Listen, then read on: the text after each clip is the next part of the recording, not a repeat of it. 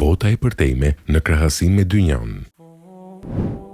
I dërguari Allahut sallallahu alaihi wasallam ka thënë: me të vërtetë që nëse e lë diçka për hir të Allahut, ai do ta zvendçojë me një tjetër më të mirë se ajo.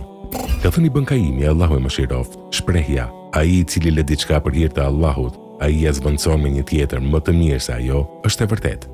Mënyrat dhe format e zvendësimit mund të jenë të shumta dhe të ndryshme, ndërsa forma më e mirë është afërsia me Allahun, dashuria e tij, qetësimi i zemrës me të, forca që ka zemra, zelli, gëzimi dhe të kënaqurit e saj prej Zotit të madhëruar.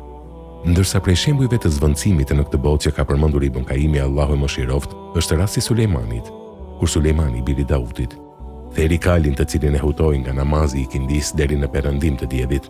Atëherë Allahu i madhëruar ja nënshtroi erën me të cilën udhtonte aty ku dëshironte. Gjithashtu është edhe rasti i muhaxhirëve, muslimanëve në Mekë, të cilët emigruan në Medinë, që lënë shtëpitë dhe vendin e tyre për hir të Allahut që ishin gjërat më të dashura për ta. Atëherë Allahu hapi atyre dyert e kësaj bote dhe u mundsoi të mbretëronin botën nga lindja deri në perëndim.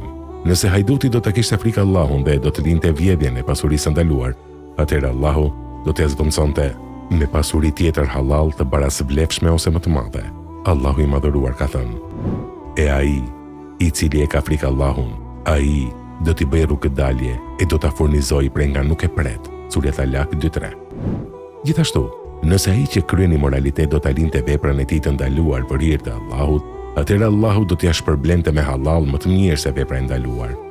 Zvendësimi të mirave të botës tjetër nuk krahasohet me mirësitë e kësaj dynjaje.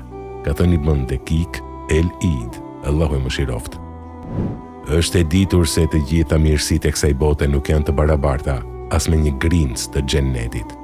Gjithashtu, Esindi ka thënë: një grimc e vetme prej botës tjetër është më e mirë se e gjithë dynjaja dhe çka në të.